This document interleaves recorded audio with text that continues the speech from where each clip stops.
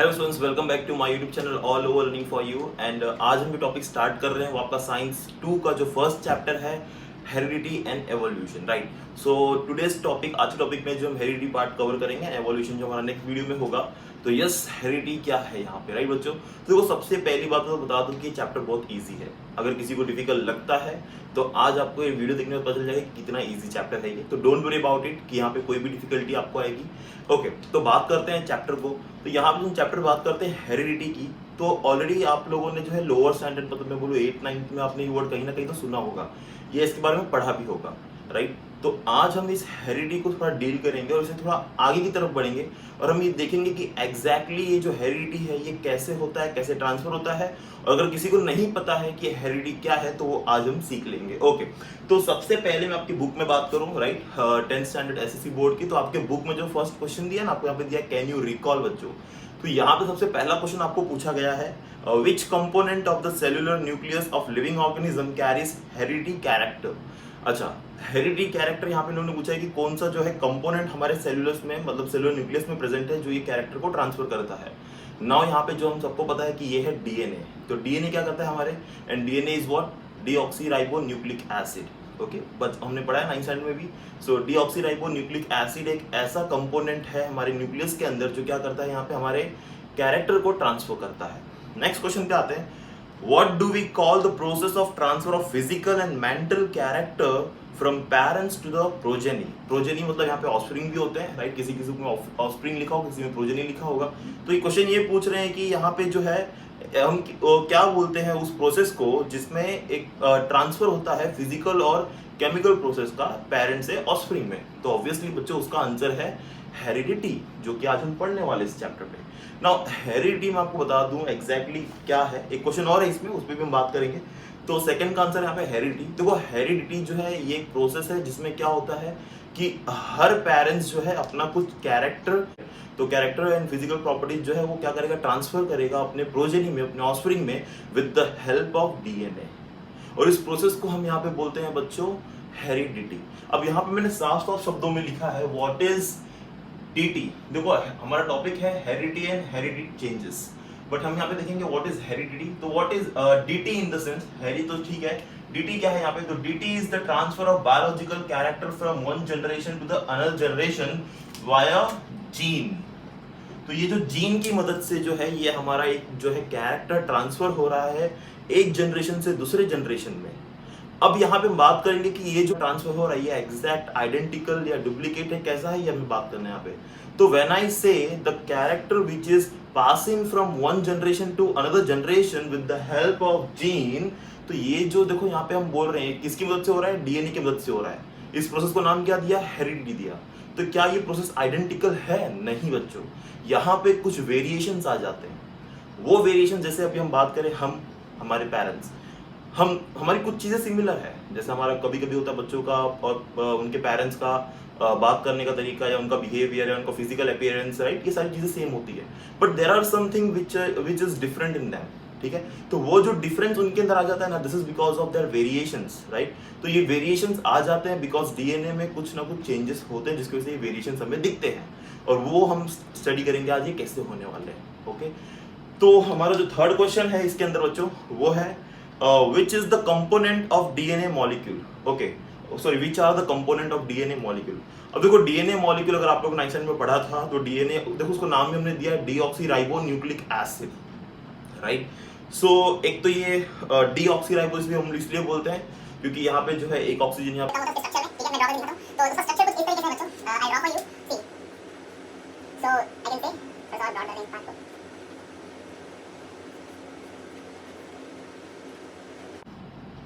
तो ये बच्चों इसका स्ट्रक्चर है, एक कार्बन यहाँ पे होगा, ठीक है, यहाँ पे H, यहाँ पे OH, यहाँ पे OH और यहाँ पे H। बट अब यहाँ पे देखो, यहाँ पे जो H है ना, OH लिखा है मैंने, OH यहाँ पे, OH यहाँ पे। तो यहाँ पे ना एक O नहीं होता है, यहाँ पे सिर्फ एक H ही होता है, यहाँ पे जो सिर्फ एक H होता है। इसको हम बोलते हैं पेंटोस शुगर, इसको हम बोलते हैं पेंटोस शुगर। और यहाँ पे टोटल 5 कार्बन होते हैं, क्योंकि देखो एक कार्बन यहाँ पे, एक कार्बन यहाँ पे, एक कार्बन यहाँ पे, एक कार्बन यहाँ पे और एक कार्बन यहाँ पे। यहाँ पे कार्बन नहीं, ऑक्सीजन, ठीक है। तो यहाँ पे टोटल कार्बन 5 हमारे पास, 1 2 3 4 and 5। So therefore we call pentose sugar. यहाँ पे बच्चों हमारे पास होता है नाइट्रोजनस बेस, इस पॉइंट पे हमारे पास होगा नाइट्रोजनस बेस, और इस पॉइंट पे ये कार्बन से एक और चीज अटैच होगी जिसको हम लोग बोलेंगे फॉस्फेट ग्रुप।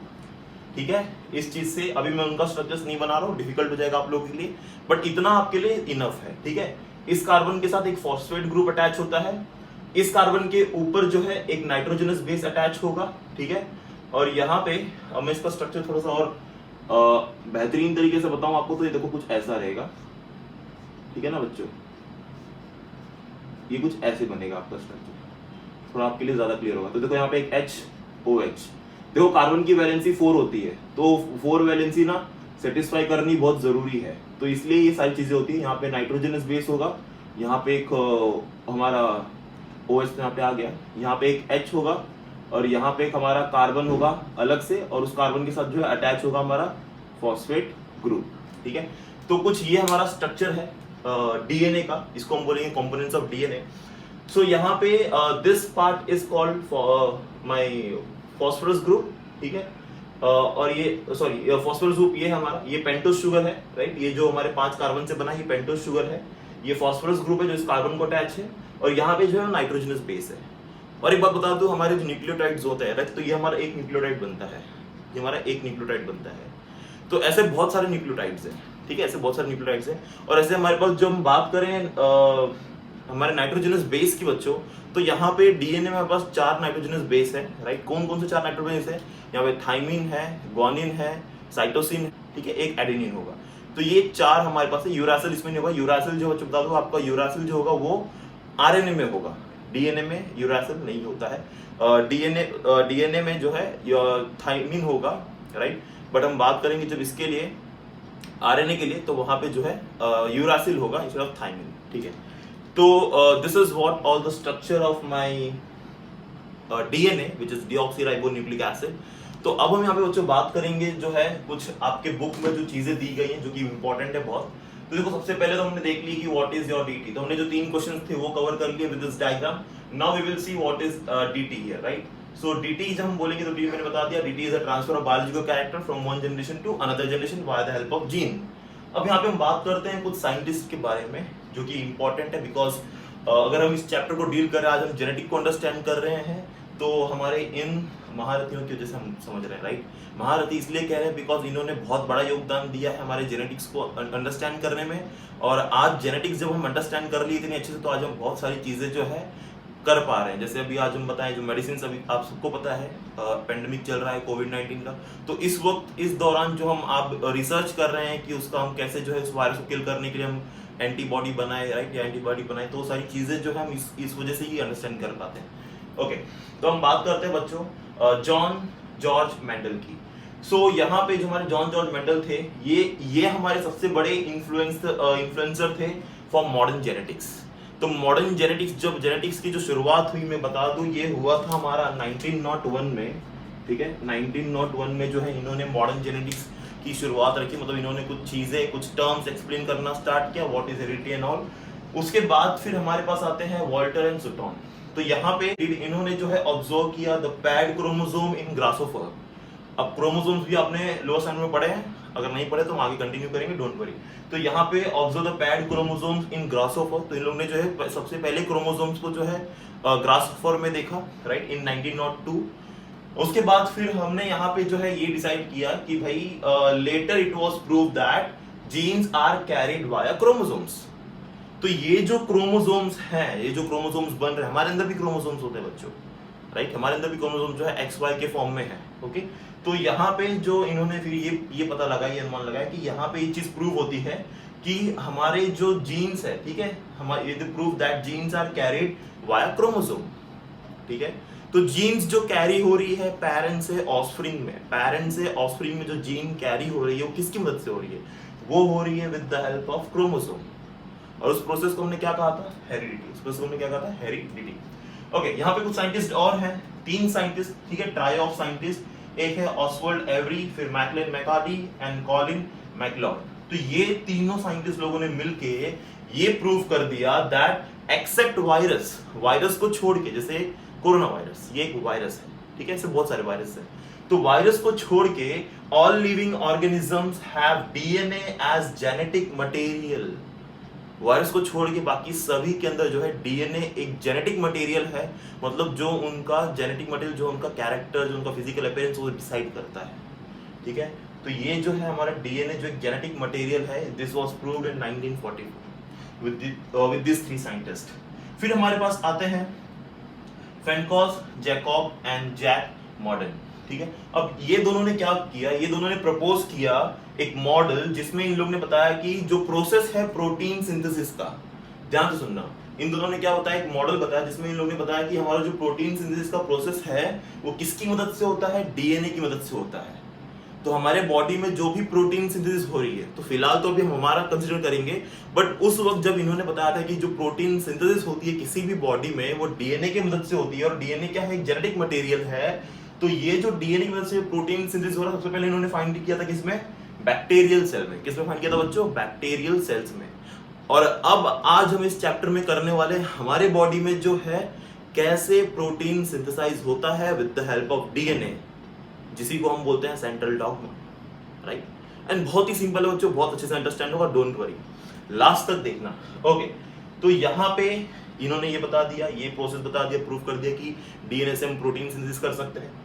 अब यहाँ पे क्या हो रहा है देखो, इसकी मदद से हम जो है we find genetic codes hidden in the DNA.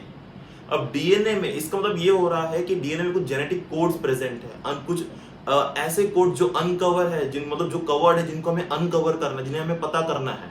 और फिलहाल आज हमें वो सारी चीजें पता है कि हमारे डीएनए में कितने सारे कोड्स है, राइट।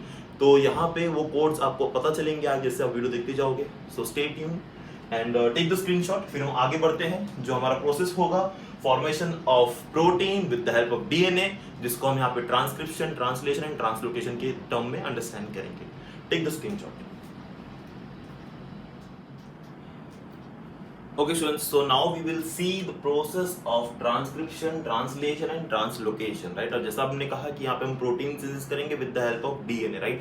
तो सबसे पहले हम बच्चों देखेंगे ट्रांसक्रिप्शन, बट वो देखने से पहले ना कुछ चीजें जो मैं आपको बताना चाहता हूँ, जैसे मैंने यहाँ पे लिख के रखा है इंपॉर्टेंट फीचर्स, राइट। तो पहले हम इंपॉर्टेंट फीचर्स पे गौर करेंगे, इसके बाद हम फिर ट्रांसक्रिप्शन जाएंगे। ओके, यस, और मैंने आप लोगों के लिए मैंने ऑलरेडी जो है बोर्ड को प्रेजेंट कर दिया है। सी मैं एक चीज़ और बता दूं आपको, you can take this as a notes also, because मैंने ऑलरेडी बहुत अच्छी तरीके से प्रेजेंट करके रखा है, तो आप इसे नोट्स की तरह लिख सकते हो और आप बाद में अंडरस्टैंड कर सकते हो, इसलिए बार-बार होता है आपको टेक अ स्क्रीनशॉट, ठीक है। तो ओके, आगे बढ़ते हैं अभी यहाँ पे। तो सबसे पहले हम बात करेंगे इंपॉर्टेंट फीचर्स की बच्चों। तो यहाँ पे देखो हमने पहला पॉइंट लिखा है DNA contain genetic templates of protein या फॉर प्रोटीन, ठीक है। तो यहाँ पे जैसे हम बोल रहे हैं कि हम डीएनए की मदद से प्रोटीन सिंथेसिस करेंगे, तो इसका मतलब यहाँ पे होता है कि डीएनए जो है ये कुछ यहाँ पे जेनेटिक टेम्पलेट्स अपने पास रखता है फॉर प्रोटीन सिंथेसिस, ठीक है। Next, DNA is found in nucleus, that we all know. Protein synthesis is occur in the cytoplasm, ये सबसे इंपॉर्टेंट चीज है। प्रोटीन का जो सिंथेसिस होता है, अभी हम बोल रहे हैं यहाँ पे कि हमारा जो डीएनए है वो मदद करता है प्रोटीन सिंथेसिस में, it helps right to produce protein. But एक चीज आप याद रखो कि हमारा जो सिंथेसिस होता है प्रोटीन का, वो कहाँ पे होता है, साइटोप्लाज्म में। और साइटोप्लाज्म में कहाँ पे होगा, राइबोसोम के अंदर, ठीक है। ये एक इंपॉर्टेंट पॉइंट है आपके लिए। Next, genetic information must be transferred to the cytoplasm where proteins are synthesized. तो जो हम देखो, हम यहाँ पे अभी जेनेटिक इंफॉर्मेशन की मदद से प्रोटीन बना रहे हैं। यहाँ पे प्रोटीन अलग अलग टाइप्स के होते हैं बच्चों, ध्यान देना आप। यहाँ पे हमारे पास बहुत सारे प्रोटीन्स है, तो हमें कौन सा प्रोटीन बताना है या कौन सा प्रोटीन हमें बनाना है, वो हमारा जो है हमारे जेनेटिक इंफॉर्मेशन पे जो है मैटर करता है, डिपेंड करता है, ठीक है बच्चों। तो जैसे मैंने आप लोगों को देखो न्यूक्लियोटाइड बताए थे, नाइट्रोजनस बेस, ठीक है। तो हमारे जो नाइट्रोजनस बेसेस प्रेजेंट है हमारे क्या कहते हैं डीएनए के अंदर, तो वो जो नाइट्रोजनस बेस का जो अरेंजमेंट होगा, ठीक है, उनके अरेंजमेंट पे ये डिसाइड होता है कि हमारे जो प्रोटीन सिंथेसिस हम करेंगे वो किस टाइप का प्रोटीन बनेगा, ठीक है। तो अभी आपको यहाँ पे फिलहाल बुक में कोई टाइप्स के प्रोटीन के बारे में बात नहीं की है, मैं भी उसके बारे में बात नहीं करूंगा, आपको कंफ्यूज नहीं करूंगा, don't worry about it. But यहाँ पे एक चीज जानना जरूरी है कि हमें जो प्रोटीन सिंथेसाइज करना है, तो उसके लिए कुछ जेनेटिक इन्फॉर्मेशन जो है जरूरी है, जो ट्रांसफर होनी चाहिए कहाँ से कहाँ तक, साइटोप्लाज्म से, साइटोप्लाज्म वह प्रोटीन्स आर सिंथेसाइज्ड, ठीक है। तो साइटोप्लाज्म में ट्रांसफर होने चाहिए हमारे इन्फॉर्मेशन। नेक्स्ट हम यहाँ पे बात करेंगे आरएनए प्लेयर्स की। ओके, अब देखो डीएनए से हम यहाँ पे प्रोटीन बना रहे हैं, right, but with the help of RNA. तो यहाँ पे आरएनए के कौन कौन से प्लेयर खेलने वाले हैं प्रोटीन सिंथेसिस करने के लिए, उस पर हम बात करते हैं। तो जो आरएनए प्लेयर्स है हमारे पास, वो 3 प्लेयर्स हैं, mRNA, tRNA और rRNA। तो ये तीनों जो है RNA के टाइप्स है। This mRNA is called messenger RNA, tRNA is called transfer RNA and rRNA is called ribosome RNA। ठीक है, तो ये तीन RNA थे हमारे पास। और यहाँ पे एक प्रोसेस है सेंट्रल डॉग्मा। तो व्हाट इज सेंट्रल डॉग्मा?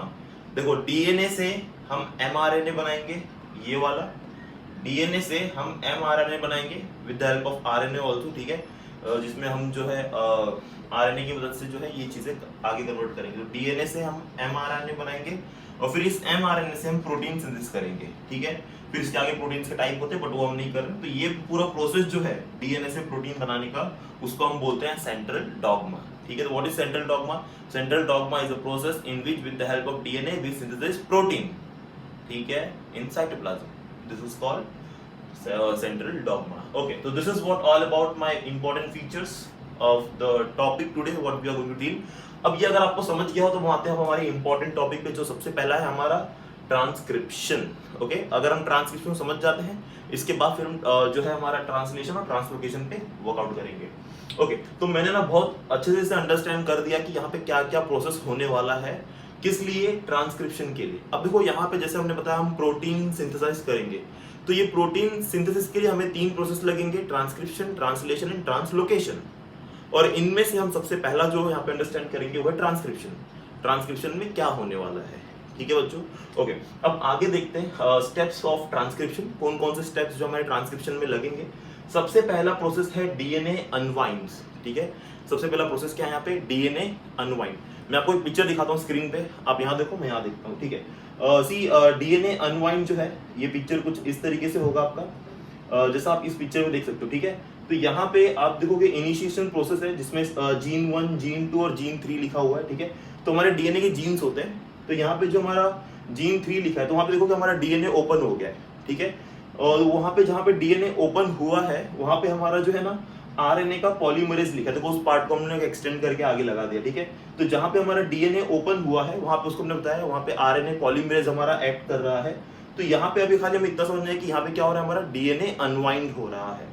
ठीक है, ये प्रोसेस आपको समझ गया डीएनए अनवाइंड क्या होता है। ठीक है, आगे बढ़ते हैं। नेक्स्ट है हमारा one side of DNA codes of protein. Okay, one side of DNA, वहां पे क्या होगा? Codes of protein. ठीक है, अब मैंने आपको देखो पहले बता दिया था कि हमारे जो डीएनए है, यहाँ पे जो हमारे न्यूक्लियोटाइड्स होंगे या तो जो बेसिस होंगे, ठीक है, तो इनके पास कोडिंग है और इस कोडिंग की मदद से हम प्रोटीन बनाते हैं। ठीक है, बहुत जरूरी चीज है ये। इस कोडिंग की मदद से हम प्रोटीन बनाते हैं, जो हमारे न्यूक्लियोटाइड्स है, जो हमारे नाइट्रोजनस बेसिस है, इनकी मदद से हम प्रोटीन को बनाएंगे। बट इनके कोडिंग पे डिपेंड करेगा कि हम कौन सा प्रोटीन सिंथेसिस करेंगे। तो ये कोडिंग बहुत इंपॉर्टेंट है। तो यहाँ पे हम वही बात कर रहे हैं कि एक साइड जो डीएनए का होगा, वहां पे हमारे बहुत सारे कोडिंग्स होंगे। ठीक है, कोडिंग जैसे हम यहाँ पे कोडिंग किसी बात करें, जो हमारे पास एडिन, गोनिन, थाइमिन, राइट, फिर साइटोसिन, ये सारी चीजें ना हमारे कोडिंग से ही है। ठीक है, अब हम यहाँ पे बात करते हैं genetic code of DNA is a triplet code of 3 nucleotides और बेसिस। तो हम यहाँ पे बात करते हैं हमारा जेनेटिक कोड है किस डीएनए में, वो 3 कोड में है, मतलब वो ट्रिपलेट फॉर्म में है। ठीक है, वो कैसा है? ट्रिपलेट फॉर्म में है ऑफ न्यूक्लियोटाइड और बेसिस। एक पॉइंट और देखते हैं, फिर एक इमेज देखेंगे तो और समझेगा। Each triplet is specified for the coding of single amino acid. तो यहाँ पे हर एक ट्रिपलेट जो है ना, हर एक ट्रिपलेट वो एक अमाइनो एसिड्स बनाता है। ध्यान से सुनना, हर एक ट्रिपलेट मिलके, मतलब जो कोडिंग है 3 ट्रिपलेट्स का, और 3 कोडिंग कैसे होंगे, जैसे हमारे मैंने बताया ना, कोडिंग हमारे होंगे किस किस से, यहाँ पे मैंने देखो लिख के रखा है आपके लिए। डीएनए का जो कोडिंग है वो वहां पे हमारे पास 4 नाइट्रोजनस बेस है। कौन कौन से है? एडेनिन, थाइमिन, ग्वानिन और साइटोसिन। ठीक है, ये 4 हमारे पास क्या है यहाँ पे नाइट्रोजनस बेसिस है। अब यहाँ पे क्या होगा ना बच्चों, एडेनिन जो पैर होता है ना, वो थाइमिन से होता है। ये चीज आपको ध्यान रखनी है। डीएनए के अंदर जो ये बनते हैं, देखो मैं बताता हूँ ये कैसे हो रहा है। आपका ना ये कुछ स्ट्रक्चर्स ऐसा होगा, आप लोग को पता है कि डीएनए का स्ट्रक्चर्स कैसा होता है यहाँ पे, राइट, कुछ ऐसा स्ट्रक्चर्स है। अब यहाँ पे देखोगे आप तो ये कुछ ऐसे दिखाई देंगे इसके अंदर। ठीक है, इसके अंदर कुछ ऐसे हमें लाइंस दिखते हैं। तो ये डबल हेलिक्स स्ट्रक्चर है और इसमें हमें कुछ ऐसे लाइंस दिखाई देंगे। तो ये जो लाइंस बनते हैं ना, ये पैर फॉर्म करते हैं। अब मैं आपको बता दूं कि ये जो मैंने ब्लैक वाला दिखाया है, ठीक है, ये ब्लैक वाला जो मैंने दिखाया है, वो मेरा यहाँ पे क्या है, वो हमारा यहाँ पे जो है फॉस्फेट ग्रुप का एक स्ट्रक्चर बनता है, ठीक है।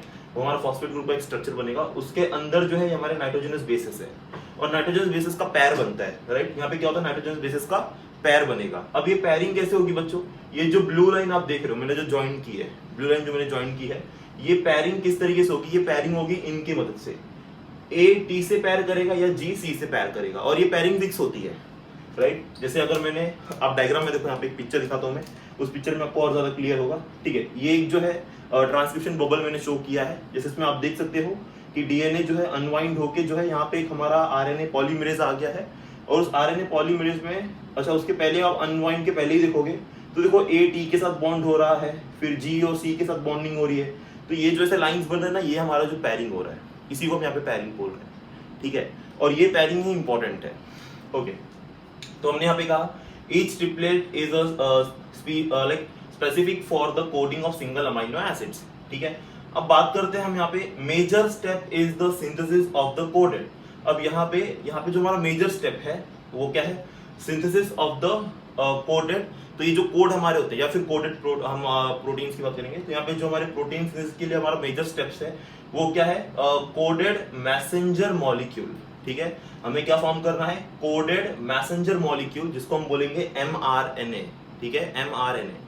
तो मुझे mRNA बनाना है जिसके ऊपर भी कोडिंग होगी, ठीक है, और वो हमारा मेजर स्टेप होगा। और वो जो mRNA जो अभी हमने बताया था, हमारा डीएनए क्या होगा, अनवाइंड होगा, और जैसे डीएनए अनवाइंड होगा तो वहां पे पता है कि कोडिंग से बहुत सारे। अब आप इस डायग्राम को देखो, ये जो बबल डायग्राम आपको दिख रहा है, इस बबल डायग्राम में आप देखो ये समझ सकते हो कि यहाँ पे कैसे जो है एक और वहां पे वो कैसे उस डीएनए के जो हमारे नाइट्रोजन बेस है वहां पे वो अटैच हो रहा है। बट एक चीज मैं आपको बता दूं कि डीएनए में जो है थाइमिन होता है, बट यहाँ पे आप देखोगे तो मैंने टी की जगह यू लिखा है, मतलब ए का पैरिंग यू के साथ हो रहा है, जो कि हमारा यूरासिल है, जो कि हमारा नाइट्रोजन बेस है, किसके लिए बच्चों, आरएनए के लिए, ठीक है। तो आरएनए के लिए जो हमारा राइबोज न्यूक्लिक एसिड है, तो उसके लिए हमारा जो नाइट्रोजन बेस है बच्चों वो ये है, ठीक है। तो इस तरीके से ये हमारा वर्किंग हो रहा है। अब इस डायग्राम में जैसे आप देख सकते हो कि इस डायग्राम में देखो क्या हो रहा है बच्चों, कि हमारा यहाँ पे जो mRNA बनना है, वहां पे देखो ए का जो पैरिंग हो रहा है वो यू के साथ हो रहा है, मतलब हमारा ए जो है वो यूरासिल के साथ जो है कनेक्ट हो रहा है।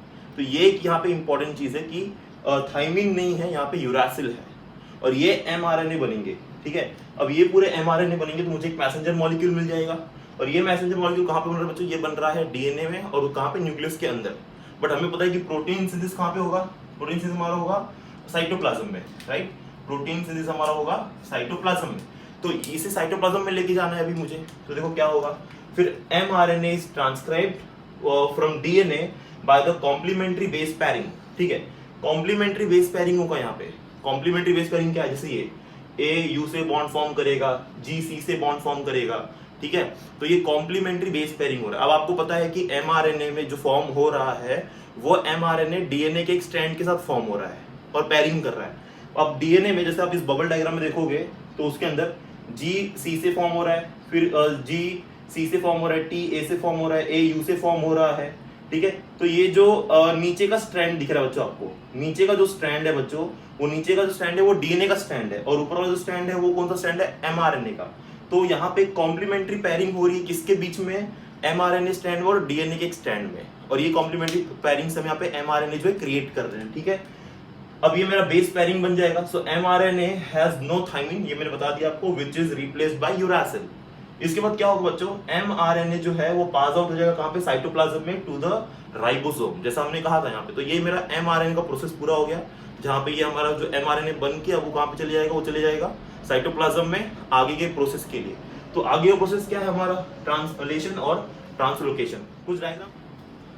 Okay, so now we will see the next process which is translation and translocation. Okay, तो अभी हमने ट्रांसक्रिप्शन देखा जिसमें हमने ये पढ़ा कि क्या हो रहा है हमारे यहाँ पे ट्रांसक्रिप्शन में, कैसे जो है एक mRNA क्रिएट हो रहा है और वो न्यूक्लियस से बाहर निकल रहा है, ठीक है। अब देखो यहाँ पे क्या होगा ट्रांसलेशन और ट्रांसलोकेशन में।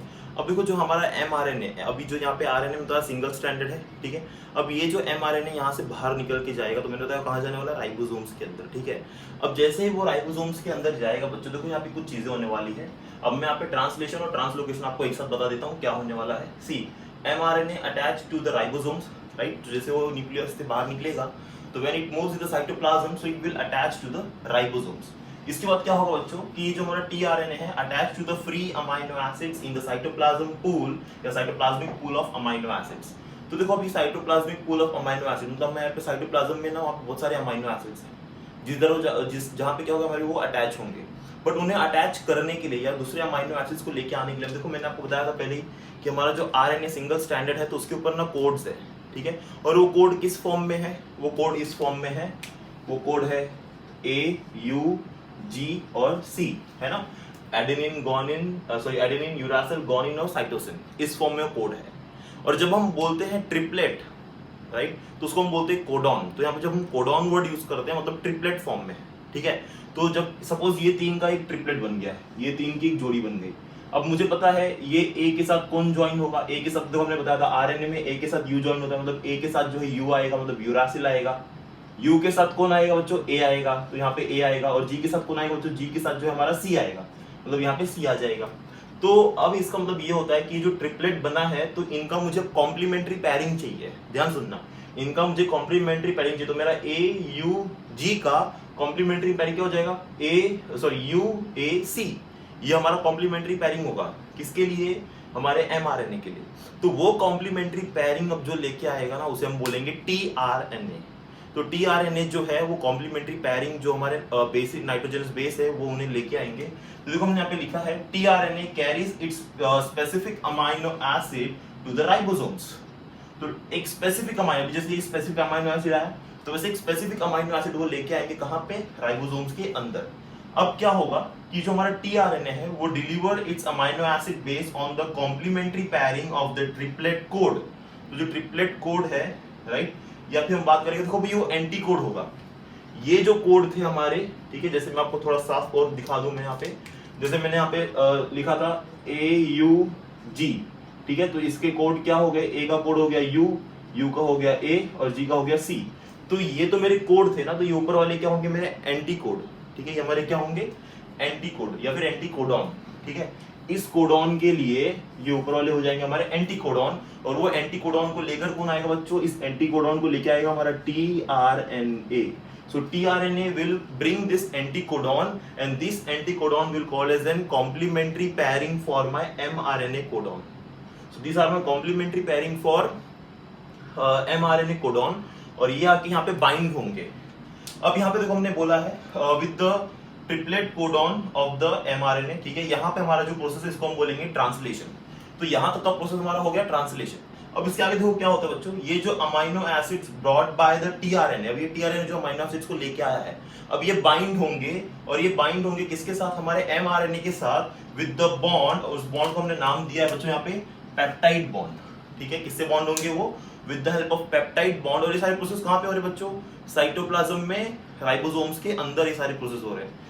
तो पेप्टाइड बॉन्ड में जो सारे क्या हो रहे हैं हमारे बॉन्ड हो with the peptide bond with the help of rRNA. तो यहाँ पे आरआरएनए मदद करता है बॉन्ड करने में, बॉन्ड फॉर्म करने में। आरआरएनए यहाँ पे क्या करेगा, मदद करेगा, पेप्टाइड बॉन्ड फॉर्म करेगा किसके बीच में, जिस अमाइनो एसिड्स को टीआरएनए लेके आया है और हमारे एमआरएनए से जो अटैच हुआ है। तो अटैचमेंट के लिए जो बॉन्ड क्रिएट होगा वो बॉन्ड किसका होगा बच्चों, पेप्टाइड बॉन्ड। कौन फॉर्म करेगा, आरआरएनए फॉर्म करेगा। Okay, during this process the ribosomes keeps on moving. तो राइबोसोम्स यहाँ पे आगे बढ़ते रहेंगे इस प्रोसेस में, from one end of mRNA to other end by the distance of one triplet codon. तो ये एमआरएनए से आगे आगे बढ़ते जाएंगे, जैसे एक ये फॉर्म हो गया, ये एक फॉर्म हो गया, अब ये आगे बढ़ेगा, इसके आगे कुछ और होगा, वो आएंगे, वो आगे बढ़ेंगे। तो ये ऐसे कंटिन्यू प्रोसेस रहेगा और ऐसे कोडॉन बनते जाएगा। तो हमें यहाँ पे एक चेन मिलेगा, तो we will get a chain, complete chain of protein. तो देखो ये बॉन्ड बन रही ना, अभी प्रोटीन बनते जा रहे हैं, तो मुझे एक कंप्लीट चेन ऑफ प्रोटीन मिलेगी बच्चों। और ये पूरा जो कंप्लीट चेन ऑफ प्रोटीन जो मुझे मिल जाएगा, तो यहाँ पे हमारा जो प्रोटीन सिंथेसाइज हो जाएगा, और इसी को हम यहाँ पे बोलते हैं सेंट्रल डॉग्मा। और ये वाला जो प्रोसेस है इसे हम बोलेंगे translocation. This is translation and this process is translocation. Translocation में क्या हो गया, हमारा जो आरआरएनए है उस आरआरएनए ने बॉन्ड फॉर्म किया, और फिर राइबोसोम्स में क्या हुआ, वो जो ट्रांसलोकेशन में जो एक बॉन्ड बना उसके बाद फिर दूसरा बॉन्ड बनेगा, तो ये कंटिन्यू होगा। तो इसलिए हमने यहाँ पे लिखा है during this process the ribosomes keeps on moving. तो राइबोसोम्स जो है वो एक बॉन्ड फॉर्म हो गया, राइबोसोम आगे जाएगा, फिर एक वहां जैसे राइबोसोम आगे गया, ठीक है, राइबोसोम जैसे आगे जाएगा, तो यहाँ से एक हमारा अमाइनो एसिड आएगा टीआरएनए की मदद से, दूसरे mRNA के साथ वो बॉन्ड फॉर्म करेगा, फिर राइबोसोम्स आगे जाएंगे, ये आगे जाएगा, तो ऐसे चेन बनती जाएगी हमारी, ठीक है। तो इस तरीके से ये ऐसे मूव होने वाले हैं। तो इस प्रोसेस को हम बोलेंगे ट्रांसलोकेशन। अब हमारा जो एक लास्ट टॉपिक है इसमें बच्चों, वो है mutation. Now what is mutation here, right. देखो जैसे हम कहते हैं यहाँ पे कि हमारे जो ये प्रोटीन्स बन रहे हैं, राइट, तो ये प्रोटीन जो हमारे यहाँ पे जेनेटिक मटेरियल्स क्रिएट हो रहे एक तरीके से, तो ये जो जेनेटिक मटेरियल है यही ट्रांसफर होंगे कहाँ पे, हमारे ऑफस्प्रिंग में, पेरेंट टू ऑफस्प्रिंग में। सो कभी कभी क्या होता है कि ये जो हमारे प्रोटीन्स बनते हैं ना, इसमें कहीं ना कहीं छोटे माइनर चेंजेस आ जाते हैं। तो कभी कभी ये माइनर चेंजेस बहुत ज्यादा हमें इफेक्ट नहीं शो करते हमारे लाइफ में, पर कभी कभी ये बहुत मेजर इफेक्ट शो करते हैं। तो जैसे हमने यहाँ पे लिखा है सम टाइम एनी न्यूक्लियोटाइड, तो ये जो न्यूक्लियोटाइड के बॉन्ड्स बन रहे हैं हमारे, ठीक है, ये हमारे न्यूक्लियोटाइड्स है। तो some time any nucleotides of any gene, किसी कोई भी न्यूक्लियोटाइड का कोई भी जीन का चेंज हो जाता है, ठीक है, चेंजेस इट्स पोजीशन। जैसे अभी देखो यहाँ पे मुझे पता है AUG एक मेरा पोजीशन था, ये कि हमारा प्रोटीन का पोजीशन है फिक्स, जो हमें प्रोटीन बनाना है, पर क्या हो गया, U और G का पोजीशन चेंज हो गया, G यहाँ आ गया, U यहाँ आ गया, तो ऊपर का भी पोजीशन चेंज हो जाएगा, C यहाँ पे आ जाएगा, A यहाँ पे आ जाएगा। तो इस वजह से क्या होगा, ये जब भी ऐसे चेंजेस हो जाएंगे तो यहाँ पे इसको हम बोलते हैं mutation. So see, sometime any nucleotide of any gene changes its position that cause a minor change, which is called a mutation. ठीक है, but sometime this minor change will result a large change in the physical appearance of any human being. बहुत बड़ा changes होगा, और हमें पता है ये तो एक जीन से दूसरे जीन में मतलब एक जनरेशन से दूसरे जनरेशन में ये जीन हमारी ट्रांसफर होने वाली है, मतलब ऑफस्प्रिंग में जो है बहुत बड़े चेंजेस आ जाएंगे, ठीक है, और फिर ये चेंजेस ऐसे कंटिन्यू होगा। तो यहाँ पे एग्जांपल एक दिया सिकल सेल एनीमिया। तो जनरली हमारे जो ब्लड सेल्स होते हैं, तो ब्लड सेल्स जो हमारे जनरली एक आप बोल सकते हो एक सर्कुलर शेप में होते हैं, ठीक है, बट जो सिकल सेल एनीमिया होता है, जैसे हमारे ब्लड सेल्स ऐसे कुछ सर्कुलर शेप में होंगे, बीच में से कुछ होगा, और सिकल सेल एनीमिया कुछ ऐसे होगा, ठीक है। तो सिकल सेल एनीमिया वाले जो लोग होते हैं ना, देखो ब्लड का साइज जितना ज्यादा होगा ना, तो उतना ज्यादा क्या करता है, वो ऑक्सीजन कैरी कर सकता है। अब यहाँ पे सिकल सेल एनीमिया वाले, यहाँ पे area decreases, so oxygen carry capability decreases.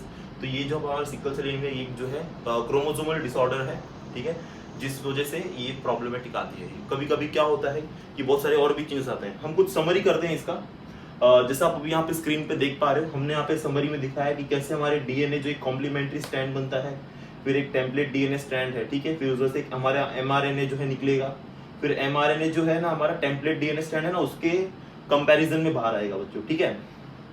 उसके बाद एक आप देखोगे फिर वो एमआरएनए जो है टीआरएनए से एंटीकोडॉन होगा। तो आप जो एंटीकोड देख रहे हो वो एंटीकोड एमआरएनए से लिंक होगा और हमें जो है प्रोटीन देगा। अब यहाँ पे देखो नीचे मैंने प्रोटीन दिखाया है, अमाइनो एसिड्स। तो जैसे हमारा AUC, देखो टीआरएनए का जो एंटीकोडॉन है, फिर हम एमआरएनए की बात करें AUG, ठीक है। तो हमारा जो एमआरएनए का AUG है वो किससे यहाँ पे जो है पेयरिंग करेगा बच्चों, नीचे दिया देखो AUAC से। अब ये जो पेयरिंग होगी बच्चों, तो ये हमें क्या बताएगा, मिथ्योनाइन, ठीक है, तो हमें मिथ्योनाइन देगा। उसके बाद वाला ग्लाइसिन देगा, उसके बाद वाला वैलिन देगा। तो ये सारे प्रोटीन्स के नाम है हमारे, और ऐसे बहुत सारे प्रोटीन्स बनते हैं। और अगर ऐसे प्रोटीन्स में कुछ हमारे जो माइनर मिस्टेक होते हैं उसे हम बोलते हैं म्यूटेशन। म्यूटेशन में कुछ पॉइंट्स हम यहाँ पे देखते हैं। तो जैसे ये पॉइंट है यहाँ पे see, any mistake in the DNA code can result in a broke protein, protein broke होगा, जिसको हम नॉन फंक्शनल भी बोलेंगे। A mutation affects only a few somatic cells. देखो सोमैटिक सेल्स क्या होते हैं, हमारे जर्म सेल्स को छोड़ के, मतलब हमारे बॉडी में जो रिप्रोडक्टिव सेल्स हैं उन्हें छोड़ के बाकी बॉडी में जितने भी सेल्स हैं उनको हम सोमैटिक सेल्स बोलते हैं। तो बॉडी सेल्स भी बोल सकते हैं उनको। तो अ mutation affects only a few somatic sales might not have any effect unless the mutation turns a cell cancers। तो ये जो म्यूटेशन है कभी कभी सेल कैंसर्स की तरह भी काम कर सकते हैं। A mutation affecting a sex call sex cell, तो ये हमारे सेक्स सेल्स को भी जो है अफेक्ट कर सकते हैं। तो can be passed on the offspring, जैसे हम ट्रांसजेंडर सुनते हैं, राइट। तो जो ट्रांसजेंडर लोग होते हैं ये कैसे होता है, ये because of this problem only, mutations only, और ये mutations can result a very big challenge for that, ठीक है। So this is what all about transcription, translation and translocation. I hope आपको सब चीज समझ में आई होगी। अगर कोई डाउट है तो यू कैन कमेंट, उसके सारे आंसर्स मिल जाएंगे। Thank you very much for watching. Next video जो होगा वो इवोल्यूशन के ऊपर होगा। Thank you very much. Take the screenshot.